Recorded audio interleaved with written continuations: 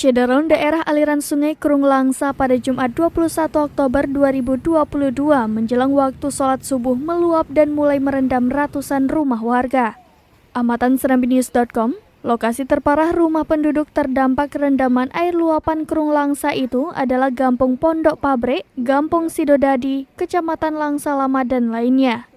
Sejak tadi subuh, sebagian besar warga terutama di Gampung Pondok Pabrik terpaksa harus mengungsi dan memindahkan barangnya ke tempat yang lebih aman.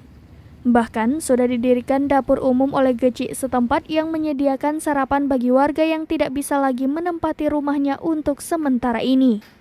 Ketinggian air di Krung Langsa sudah melewati tanggul das sehingga air langsung menyebar dan merendam rumah-rumah warga yang berada di sekitaran das Krung Langsa ini. Luapan Krung Langsa itu terjadi pasca hujan lebat sejak semalam di daerah pegunungan Aceh Timur yang airnya sebagian dialiri melalui Krung Langsa menuju muara laut.